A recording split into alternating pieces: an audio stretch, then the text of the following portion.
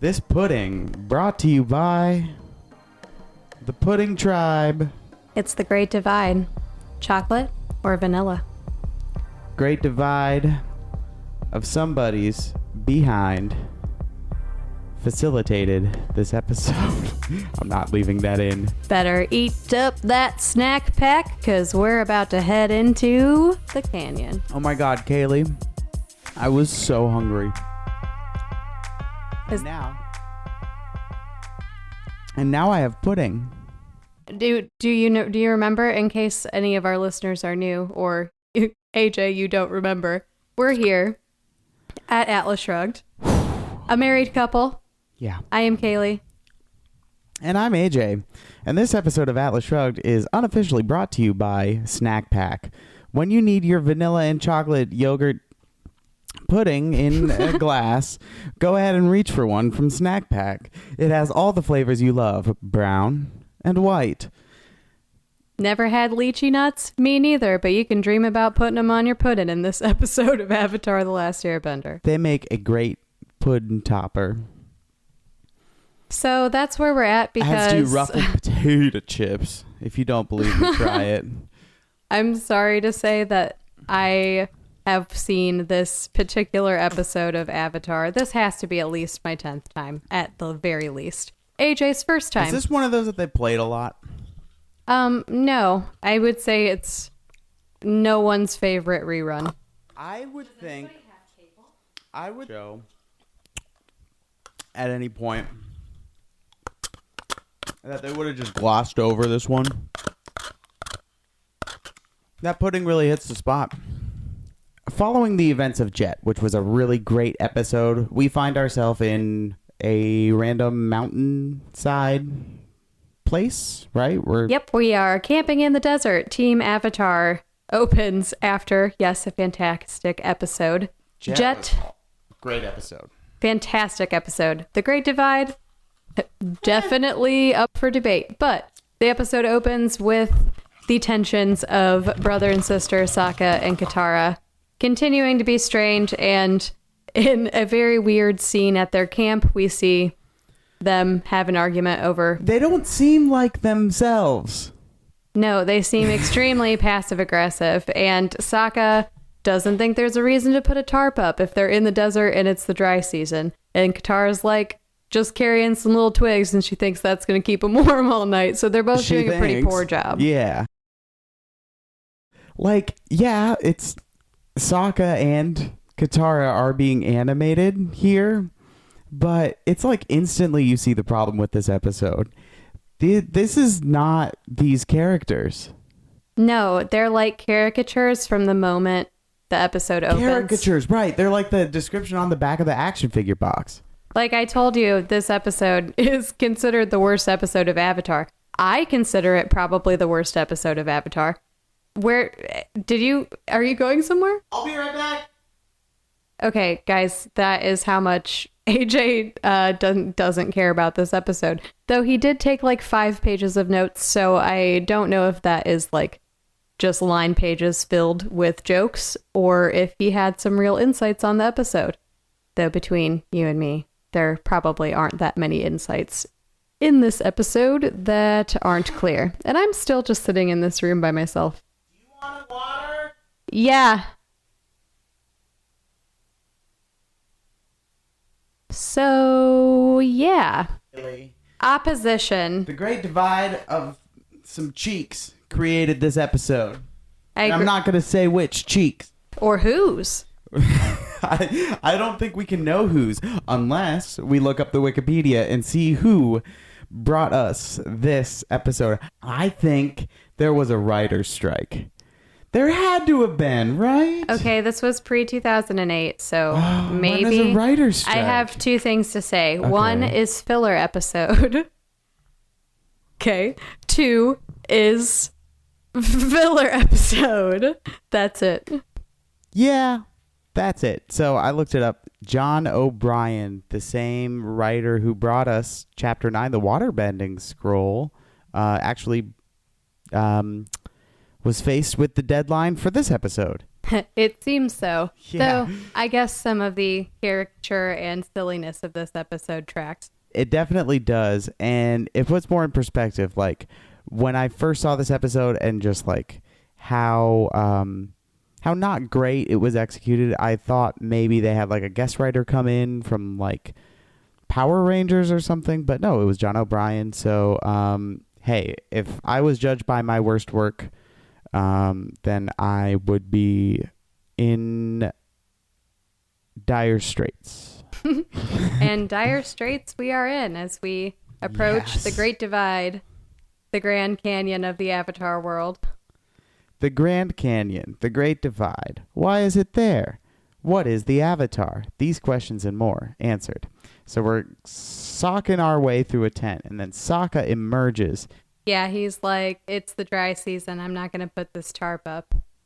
And Katara, ever She's cautious. a tarp enthusiast. Okay, she's on Team Tarp. She likes to be on the side of the line that's like, just in case. You'll be prepared. Uh-huh. It won't catch you by surprise. Sokka's Right. like, there's not a cloud in the sky. Why am I putting the tarp up when it makes a perfectly good blanket? Right. So, Sokka and Katara have their sibling fight. In comes the Avatar. In way over-the-top fashion, even for Aang, it's the Avatar's job to make peace. Okay. So he makes them trade jobs. Yay. And we Yes. realize that this is going to be an episode that analyzes opposition of personal philosophies. So we go to the edge of the canyon, and Appa and team plan to just fly over until they meet one waiting of the Gan-Jin tribe, who has his place in line, and he's going to go across the canyon first. this guy is voiced by the same actor as Sokka. Yeah. Looks like the same dude. You could just tell. And then I think when they had them voiced, I feel like Sokka was really silent for a lot of the rest of the scene, like while he was telling his tale, which makes sense because it's another character's like turn to talk. But with everything we've heard from Sokka from this point, we would figure he would like step in his signature manner, but he's like silent. See, this is what's cool about Atlas Shrugged. We get to do this together. I've seen the episodes so many times, but you having never seen the episode. I've never seen it. I would never have known that. And that makes the moment when that dude starts talking to Team Avatar about the woes that his tribe are going through as refugees of the Fire Nation. Mm-hmm. Remember that. That is some serious stuff. Okay. But Sokka's like beside him, making his hand a mouth like yak, yak, yak. Right. Exactly. And it's like an him. in-joke. Oh. Kaylee, that's amazing. It is. It's like a little in-joke. Yeah. Thanks for that brand new insight. I bet that was new to some other people too listening. Huh. He's also the voice of something called Mulo or Mula or something. I assume we'll get to that. Malu. Malu? Well, Yeah, we'll have to figure out which character that is. okay. But, okay. Get to it. So, this dude from the Gan-Jin tribe is waiting for his place in line so that they can be taken across the canyon. When approach, as he describes them, those dirty Zhangs. He has a prejudice against Zhangs. That's very clear. He doesn't like the Zhangs. Everybody stay in their own pudding cup. Exactly. Brown flavor. Or white flavor. Or white flavor. These are your options. So, like, Avatar in general, these writers are really good at tackling prejudice and other issues going on in the world. And this one, I feel like maybe they were tasked with like doing some world building and doing some character building and covering some major ideas. One producer's asking them to do one thing, one producer's asking them to do another. Yeah. So that might have contributed to the over the topness of this episode. But we're going to launch in. Could have been too many spoons in the pudding cup. So perhaps don't share your pudding cups, folks. That's right. If we learned anything. Okay, so the next scene, we see the canyon for the first time, right? Yeah, we're looking out over the canyon when the Zhang tribe is approaching. There's still the one waiting Gan-Jin who's holding everybody's place in line when Mr. Earthbender, Colonel Custard, Custard, the Canyon Guide, shows up, and he's like, yeah, well, I can't take people who aren't here. Ha ha ha. Like, okay, so we know he's just that figure. Yeah. He's the a Robin joker. Williams in Night of the Museum. Like, he's going to just be a steadfast. You can look to him for information, probably. Yeah, we'll talk more about Canyon Guide. He's there now and approach the Gan-Jin tribe. We learn that the Zhangs and the Gan-Jins have had a feud between their two tribes for 100 years. That's a long time to be beefing. And they're beefing. They're beefing. Who do you think prefers beef? Did you watch closely? I'm just going to guess Brown. Brown. Brown likes beef. It reminded me of all of those good middle-aged cartoon movies I used to watch where they just have like honks of meat. Beef. Yeah. Yes. There was lots of great food illustration in this episode. This if I episode gotta pick something to praise. This episode, yes, let's praise the presentation. A lot of cool character design that were introduced to, including Colonel Custard. He looks like your common earthbender, and he's really the most powerful earthbender we've seen since King Boomy. So he's a neutral party in that feud. Yeah. Okay. He is the earthbender who can get across the canyon, which clearly is hard to do. He crosses the Great Divide. So why don't we Hit you go over the into head. it? Yes. Katara just volunteers Aang, the Avatar. He can fix your problems. Never mind that we, a party team Avatar, could just literally fly over on Appa. And then Aang is like, yeah, I'll fix the problem, because that's what avatars do best. You're right. There are no stakes. Right. Exactly. Aang's self-doubt is such a stake in all of the avatarness that we've seen to this point. And throwing that out of the equation, even if it's on the face, even if it's on the surface level of Aang's character, it's an interesting decision. An interesting decision. But he is going to do the Avatar thing, and he's like, you know what? The sick and the elderly are going to fly over on Appa, and then we are all, both tribes, Colonel Custard, Sokka and Katara, going to go into the canyon together. So let's go into the Great Divide. Why don't we? Yeah, let's. Okay, so stakes are, we all are going to cross the canyon today. There can be absolutely no food or the critters will get you. Watch out for those critters. Yep. They'll bite you. Something tells me not everybody got rid of their food. Everybody's looking over their shoulder for a Cheeto Puff. Spoiler alert. Everybody brought food into the canyon. Okay, so we're in the canyon. And we've got a lot of passing too long scenes of them just throwing insults at each other from tribe leader to tribe leader. It's sort of like a rap battle. It's not as cool as a rap battle. No. It's just really annoying how these two sides clearly have beef. And it clearly goes back 100 years. It's deep. It runs deep. But it runs deep. They just can't even look at each other without hurling insults at each other. As deep as the Rocky Canyon. The general consensus is the Zhang tribe believes that the Gan-Jin are a bunch of pompous fools. Right. And the Gan-Jin believe that the Zhang are a bunch of sloppy thieves. It's a beautiful motivation for an episode of television. Don't get me wrong. But if it were a meal, if it were a secret dinner of some sort, it'd be a thin slice. I feel like there's not a lot of meat on the bone. Yeah, I was immediately frustrated that I didn't know what their conflict was stemming from. It just seemed like a bunch of people who had a lot of aggression built up. Avatar, you're so good at this. Avatar writers, you're so good at bringing supernatural struggles down to a human level. So in episodes like this, where that doesn't happen,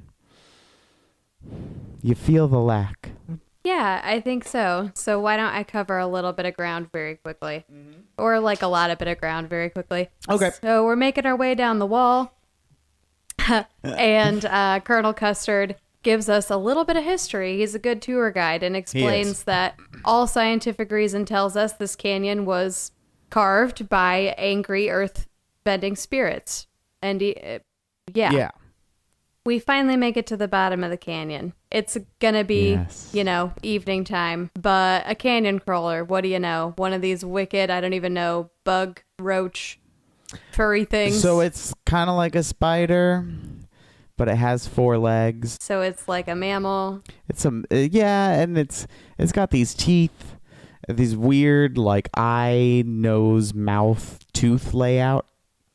Yeah, I don't really like its nose. Face, that's the word I was looking for. I'm not sure what it is. But anyway, they're called canyon crawlers. Yep. One of those just straight up takes out Colonel Custard, and then the only earthbender amongst them has 2 broken arms. So he can't earthbend anymore.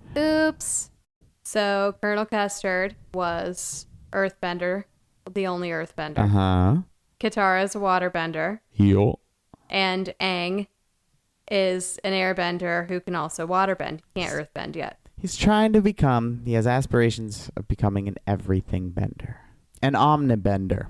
Anyway, we're cruising around. Now, Canyon Guide doesn't have arms to bend with. Gosh, so and you need those. I wonder why right then he wasn't like, all right, get the food out of here. Maybe because he was in pain from his broken arms. That's reasonable. But anyway, we head into the canyon. Because we had already had this discussion, like, guys, there's no food allowed. And both sides of the chessboard nodded their heads and were like, yeah, cool, we got it, no food. Which, after Aang goes through a scuffle that leads to them literally walking on either side of a fissure in the canyon so as not to talk to each other because they can't commingle, can't coexist. Right. Oh yeah. Okay. So the rap battle, and then they camp out in different sides of the canyon, and then you see a really nicely illustrated shot of the 2 sides of the canyon from above. They set up camp. They don't like each other. They might go and try and steal each other's melon in their sleep. But what do our adventurers do? Which I guess is smart, to sort of keep an eye on these warring tribes and get some intel. Yeah, so Aang plays into the Great Divide. He's trying to be a peacekeeper, but he keeps having to just separate these people. So then he also separates Katara and Sokka. So Queen of the Twigs goes with the Gan-Jin tribe, those stuffy guys. And then King of the Tents. They're fancy. Is Sokka goes with the Zhang. The Zhang are not so fancy. Yeah, not so fancy. They like to go with the flow. Everybody likes their food, it turns out. What's the name of the big, like the leader of the folks who are dressed in brown? I don't believe the character's name is given in the show. Or it's just one of those things where I never remembered it. Oh, okay. But we'll call her Top Zhang. Top Zhang. She is a mighty woman. Not unlikable. Right. Pleasant face. Interesting face. Seems good capable. Character design. Yeah. Takes care of her people. Okay. So Sokka hangs out with her and the Zhang tribe while they give their history of the Jinwei or Wei Jin Major story. Air quotes. Right. This is the history of what happened. So they both give their accounts, and these flashbacks are super freaking cool. Yeah. Very well illustrated. You liked the artwork, right? Yeah, I like how they picked different artwork for each one's history, because it kind of goes to show how the game of telephone for the account of what happened sort of progressed, right? Because they're not of the same understanding. Yeah, and that's kind of how I like to think of this episode, because while its plot is quite lacking, I consider a lot of what the writers and the artists do together in forming the panels for this show. And in this episode, it seemed like an opportunity to really experiment with different illustration styles. Yeah. Like, it's got to be a filler episode anyway. Okay, then let's take some time and see how these different styles play so we know what we want to do in the future. Or the animators get that script and they're like, oh, I love this show, but this script, well, I guess that's more on us. And then they just brought it. They just brought it. And really, they carried this episode, in my opinion. Yeah, so the two flashbacks, the two versions of the story. The Gan-Jin believe that their dude was carrying a sacred orb from the west gate to the east gate, and that along the way, he was robbed by a member of the Zhang tribe. Okay, flip it. The Zhang believe that their dude was walking along when he happened upon a Gan-Jin man transferring an orb to the east gate, but he had been wounded. And so the Zhang dude was like, oh, let me heal your wounds. And the Gan-Jin was like, no, the orb is so important, you must take it to the gate. So in their version of the story, he did that, Good Samaritan, but then they imprisoned him for 20 years. And although Colonel Custard telling people, please do not eat, we find through espionage that some are eating. In fact, everyone's eating. Scandal. Because rife with scandal. Katara says, well, I guess if everyone's doing it, it's fine, right? Like, this one really slaps you in the face with a lot of that kind of stuff. Yeah, it does. And I think it's a little heavy-handed. It is a metaphor. So, we're at the canyon wall, and we can't get up it. Kaylee has popcorn. Oh, are we back on? Anyway. Sorry for chewing. Give me some of that. Yeah, here. Peanut gallery over here. So, we make it to the wall, but we can't get up it because the canyon guide's arms are broken. It's really inconvenient. It's really inconvenient. So, here's another fix for the Avatar. Your arms, they're broken.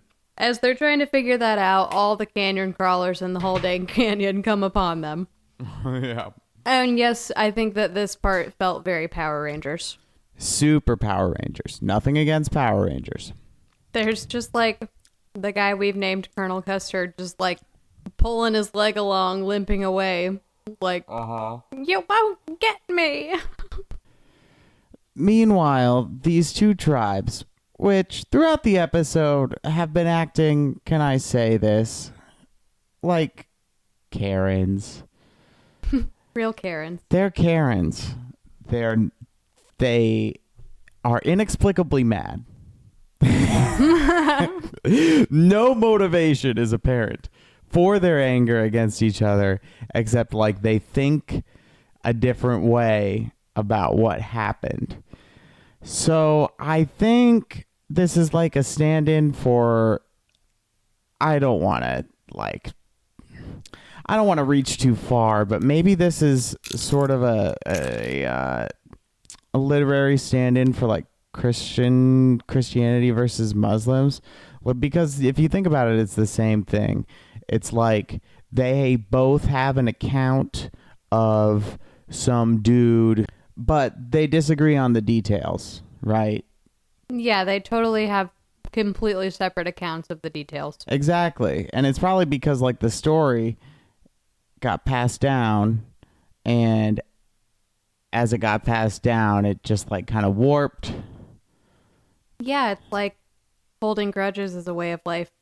And once, right, like the grudge is justice on both sides for the wrong they feel was done to someone so important. And nobody feels like they are so wronged than a bunch of Karens.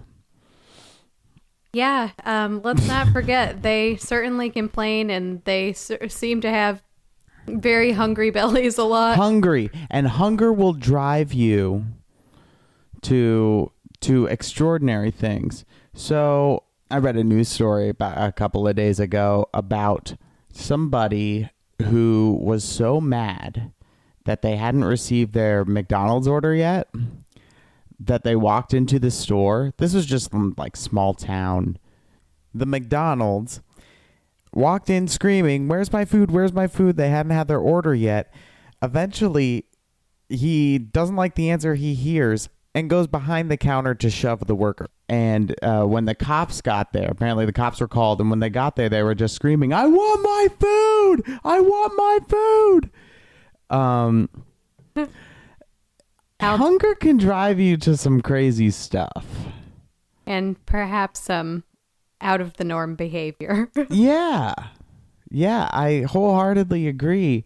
And can I just say that this may speak to the experience of the Karens, the warring factions of Karens in this episode.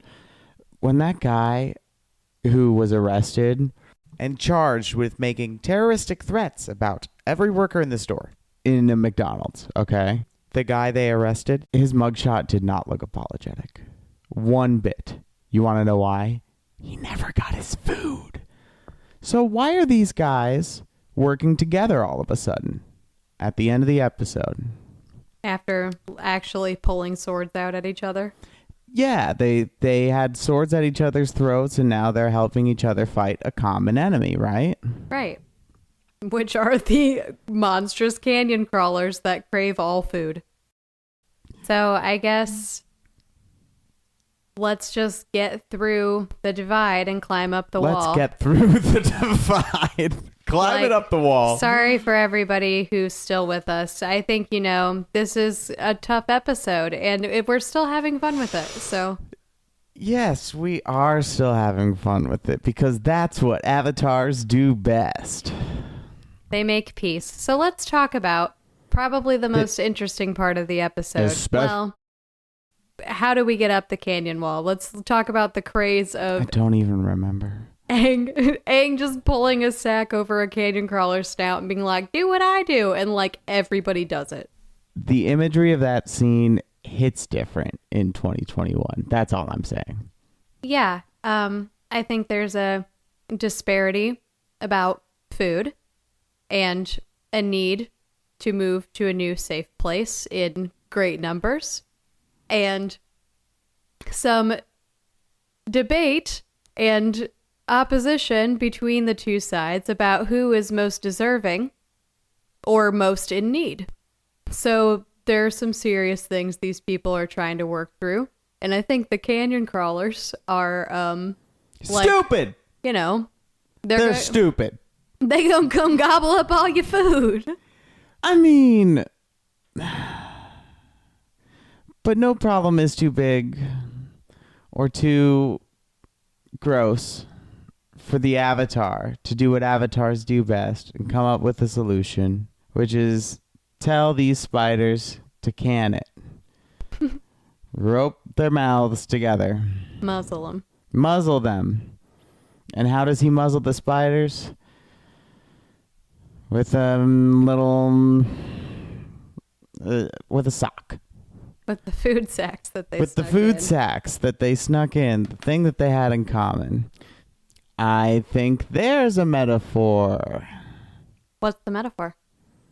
Oh, I don't know. Avatar just somehow got the two tribes to shut their traps about their beef, and all was well. Climb over a wall? And it helps them climb over a wall. It was a pretty interesting show. Yeah. Okay. So I have a lot of questions about this episode. Shoot. Probably more questions than than this episode warrants, to be quite honest.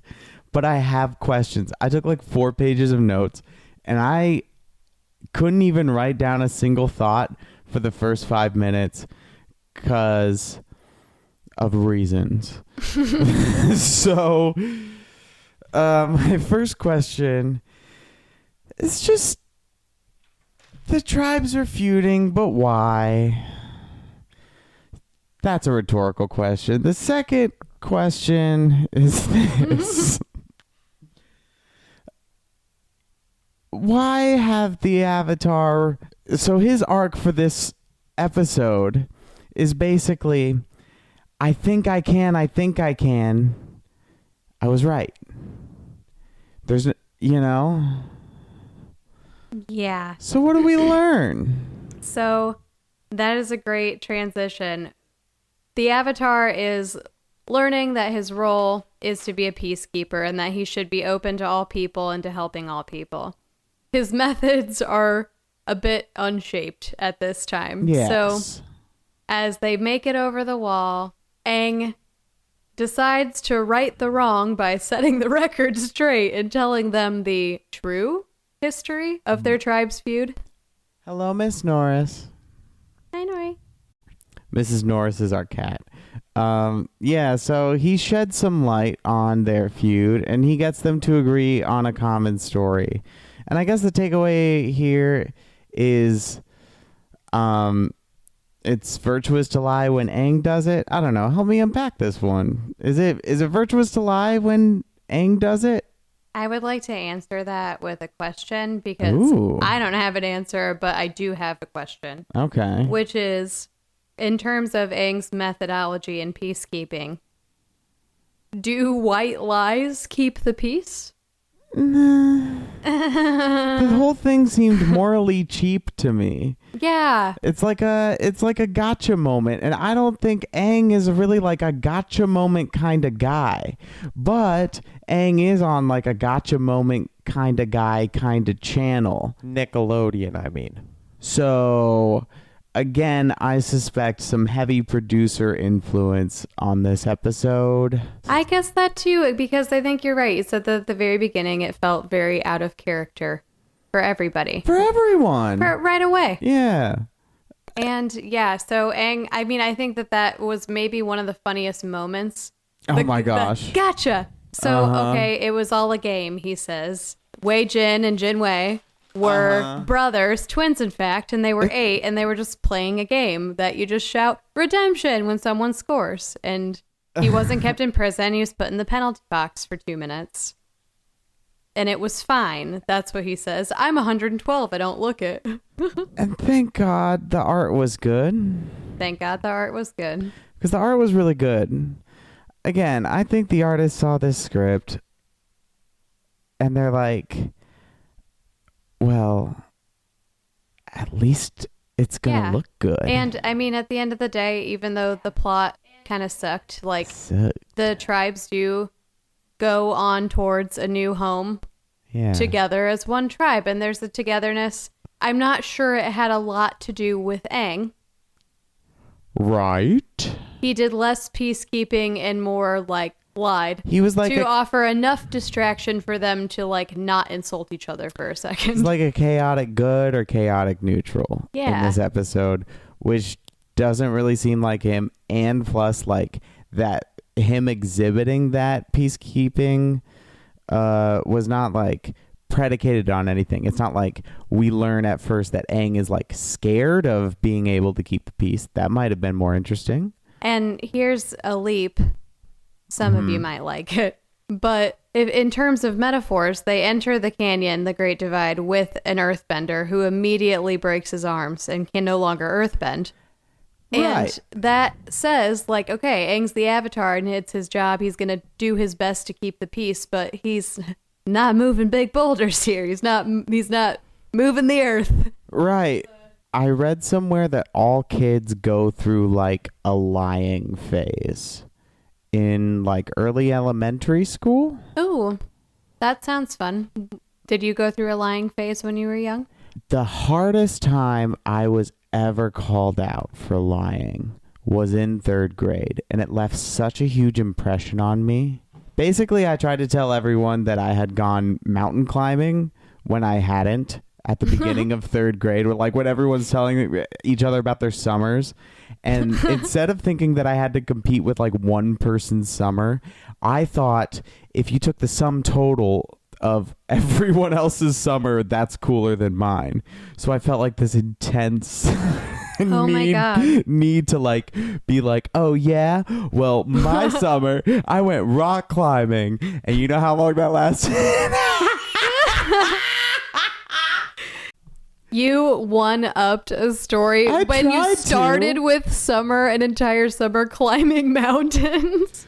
I think maybe somebody said that they went mountain climbing, and so I said, like, I did too. And that lie stood unchallenged for like 0.7 of a second because somebody just said, which mountain?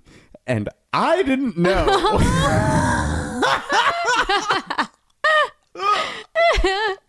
And that was it. And you know what happened? What? Unlike our fair savior Aang, hero Aang, unlike him, my teacher, Mrs. Tomaselli, looked at me, glared, and without breaking eye contact, removed marbles from the good jar and put them in the bad jar. I lost points for the class. And that's when I learned never to tell a lie. Do you think Aang will ever learn? Actually, yeah. I think he might learn. Okay. That was an excellent story. Thanks. I think I had tried to forget that one. So It was way better than mine, so. No. I want to hear yours. Well, the one I thought of right away was just when I was 5 and I had a very overactive imagination. Okay, you're a writer. This makes sense. Yeah, and I was very into Land Before Time. I had 2 imaginary friends I knew weren't imaginary, but I didn't know that other people didn't know that they were imaginary. I thought... You thought if you could keep the ruse up, that other people would be like, oh, of course, her friend. If I told them about my friend, they would believe gosh. me that they were real, even though I knew that they were a lie. So their names were Hip and Mud. They were 2 dinosaurs. Just like a slight glitch in youngsters, like logic formation. Like, Yeah. Of course they'll be able to talk to my imaginary friends if I will it to be. Yeah, Hip was my good angel, and Mud was my devil. And the Mud sometimes picked up the phone and used my fingers to dial 911. Not sometimes, one time. And another time, Hip found a dinosaur egg that Mud stole from the kitchen refrigerator from the egg carton and then put in a rain gutter and then went to covered it in some grass and then went to Mom and said, look, Mom, a dinosaur egg. I was over the top crazy with my lies at age 5. Sounds like a game of Clue. Yeah, kind of. Colonel Custard. In the canyon with the dinosaur egg. Is that egg custard in that tart? Ooh. The eggs Like I said, cracked open on Kaylee now. good food. Right, so the moral of the story for Aang is what? He's hungry. He's still hungry. He's the only one that hasn't eaten, right? Yeah. So then he tells a lie. And is that... Ah. Oh. Now that's a metaphor. Extended. Extended metaphor. Could have been more supported in the plot, but I'll give you that. That's a good extended metaphor. It is. You know, at a distance, this episode, it seems like it's got a lot to offer. But then you watch it.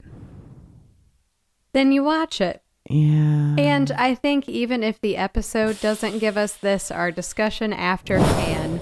Negativity feeds negativity, and sometimes when faced with so much negativity, we try to lie it away.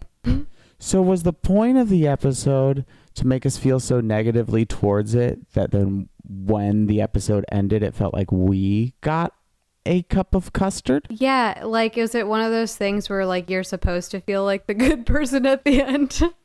Right. Like, it's some weird... it's morally ambiguous because everybody gets out okay because of the lie. Like, the lie is, like, propped up by the narrative as, like, somehow the right thing to do. It's like it could have I'm been... short-circuiting. It could have been a brown and white pudding swirl, but instead they did that weird thing where they stack them on top of each other. And that's the Great Divide.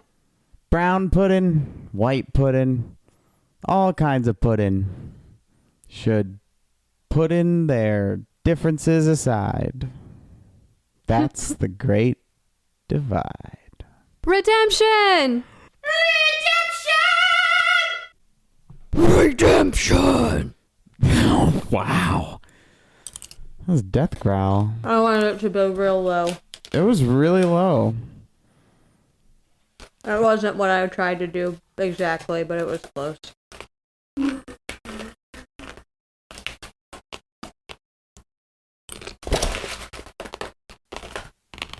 Hey, give me some of that popcorn. I ate it all. It's gone? Just the hard ones. Sorry. It's fine. True story. This is why I always offer to get my own popcorn at the movie theater. I haven't been in like a year and a half, but... You know, Mama said, if you don't have anything nice to say, then don't say anything. You want some popcorn? Yeah, let's go throw some more on the popcorn button in the microwave, and... We're going to go for popcorn. Yeah. We recommend you do the same at some point in between this episode and next episode. Whether you like kettle corn or regular, whatever's your jam, this is all bad. Original, caramel, cheddar. That's the great divide. War, peace, and Stupidity. Wingstop. That's the great divide. Zinc, one of our cats, who is brown, and Norris, the other of our cats, who is white.